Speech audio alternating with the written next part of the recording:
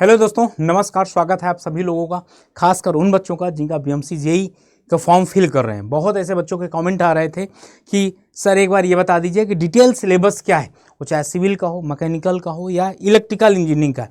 क्योंकि BMC JEE के अंदर और सब इंजीनियर, बीएमसी के अंदर जेईई और सब इंजीनियर दोनों की पोस्ट आ चुकी है। क्योंकि मतलब एक सपना होता है कि जो महाराष्ट्र के लोग होते हैं ना कि यार हमारी जो जॉब है हमारा यहीं लोकल में ही लग जाए।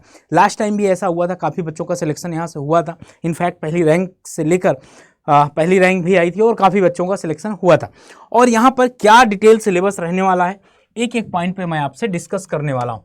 चलिए बड़े ध्यान से देखिएगा, क्योंकि ये जो सिलेबस है आपका, कहीं ना कहीं जब भी कोई आप एग्ज़ाम देते हैं ना, तो आप सभी लोगों से रिक्वेस्ट होता है कि जब भी आप लोग पढ़ाई करिए, एग्ज़ाम ओरिएंटेड ही पढ़ाई करना चाहिए। उसके पीछे फ़ायदा ये होता है कि अगर आप एग्ज़ाम ओरिएंटेड पढ़ाई करते हैं, तो जब आप एग्ज़ाम ओरिएंटेड पढ़ाई करते हैं तो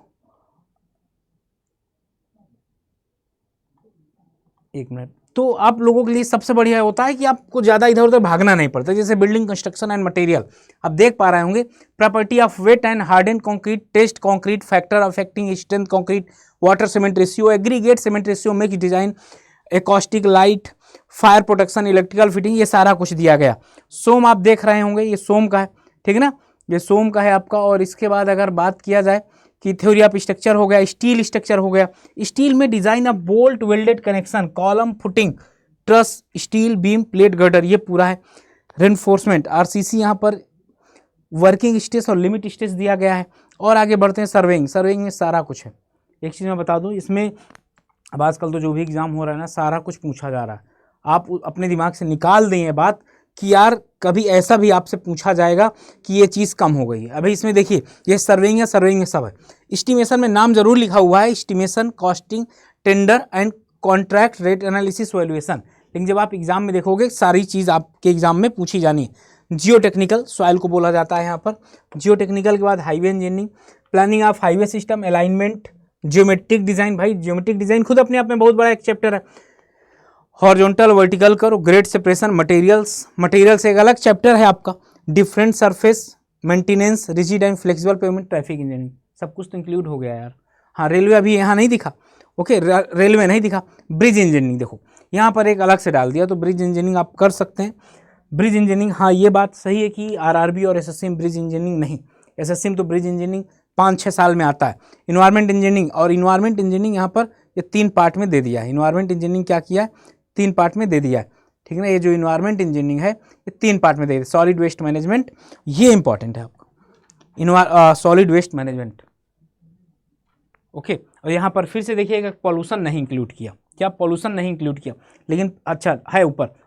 वेस्ट वाटर इंजीनियरिंग में ये है, पॉल्यूशन कंट्रोल है, नॉइज पॉल्यूशन, और यहाँ इफेक्ट और सोर्स, ये सारा कुछ पूरा इन्वायरमेंट इंजीनियरिंग। तो 12 सब्जेक्ट यहाँ पर आपको मिल रहे हैं, ठीक। कितने? 12 सब्जेक्ट।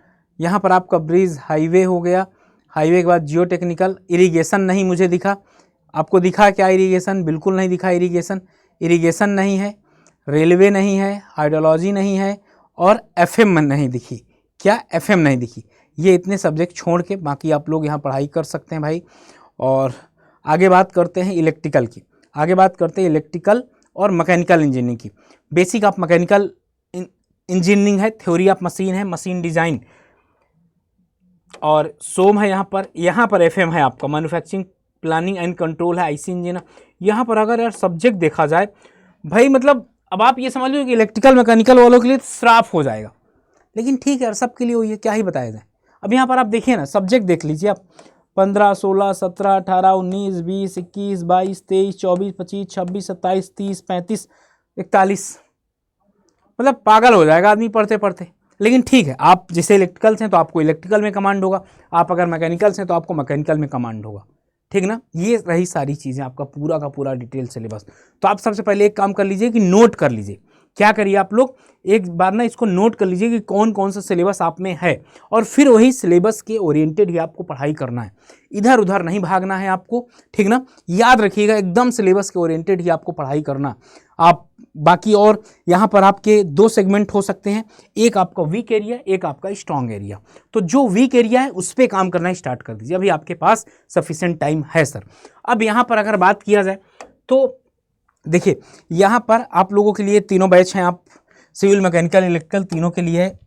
आप चाहे तो जाकर इनरोल कर सकते हैं, यहाँ पर आपको जो बैच है वो बैच मिल जाएगा।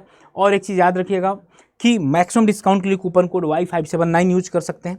आगे अगर आपको किसी भी एक्सपर्ट की गाइडेंस चाहिए या एडमिशन्स के रिगार्डिंग कोई भी प्रॉब्लम हो रही है तो आप सभी लोगों से रिक्वेस्ट है कि इस नंबर पे कॉल जरूर कर लीजिएगा। आई होप, मुझे ऐसा लगता है कि आपको वीडियो समझ में आ गई होगी। आपका अपना सिलेबस और यहाँ बीएमसी बहुत इंपॉर्टेंट रोल प्ले करने वाला है। बीएमसी आपका हो गया, हाईवे हो गया, सॉइल हो गया, सर्वे हो गया, ये सब बहुत इंपॉर्टेंट रोल प्ले करने वाले हैं। तो मेरे भाई जाकर तैयार हो जाओ, इस बार एकदम लड़ना है और जीतना भी है। Okay, bye, thank you, love you and जय हिंद। और शाम के 7 बजे यूट्यूब पर मेरी फ्री क्लास आती है तो वहाँ जुड़ना मत भूलिएगा। बाकी जय हिंद मेरे साथियों।